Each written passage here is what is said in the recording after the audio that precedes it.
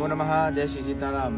हम सभी नीति शास्त्रों में पढ़ते हैं, धर्म ग्रंथों में पढ़ते हैं कि 7 लोग यदि सो रहे हों तो उनको जगाने के बाद हमको कोई पातक नहीं लगता, अपितु हम पुण्य कमा सकते हैं। श्लोक आया है कि विद्यार्थी सेवकः पान्थः क्षुधार्तो भयकातरः भांडारी प्रतिहारी च सप्त सुप्तान प्रबोधयेत्। ये 7 लोग यदि सो रहे हों तो इनको जगा देना चाहिए। सर्वप्रथम जो हमें बताया, सबसे पहला है विद्यार्थी।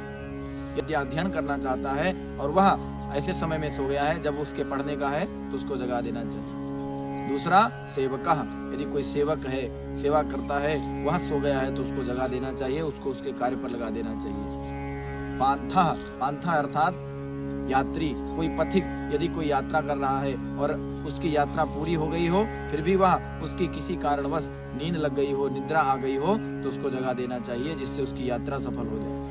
क्षुधार्तः, यदि कोई भूख से व्याकुल रहा हो, भूख में सो गया हो तो उसको भी जगा देना चाहिए कि आप पहले भोजन पा लीजिए, प्रसाद पा लीजिए, उसके बाद शयन कीजिए। भय कातरः, भय कातरा अर्थात जो भयभीत है, ऐसा व्यक्ति जो भय से व्याकुल है, परेशान है, उसके भय को हटा देना चाहिए, भय से जगा देना चाहिए और फिर उसको आश्वासन देकर के उसके कार्य पर लगा देना चाहिए। भांडारी, भांडारी अर्थात भंडार का रक्षक या भंडार बनाने वाला, रसोई बनाने वाला, यदि वह सो गया है तो उसको भी जगा देना चाहिए। और प्रतिहारी च, द्वार का रक्षक यदि है, द्वारपाल है, यदि वह सो गया है तो उसको जगा देना चाहिए। इनको जगाने के बाद इनको इनके कार्य पर लगा देना चाहिए, इनको इनका कार्य सौंप देना चाहिए और ऐसा करने पर हमको पाप भी नहीं लगता, हमें पुण्य की प्राप्ति होती है, क्योंकि यह कार्य अपना समय से कर पाते हैं। हरि ओम।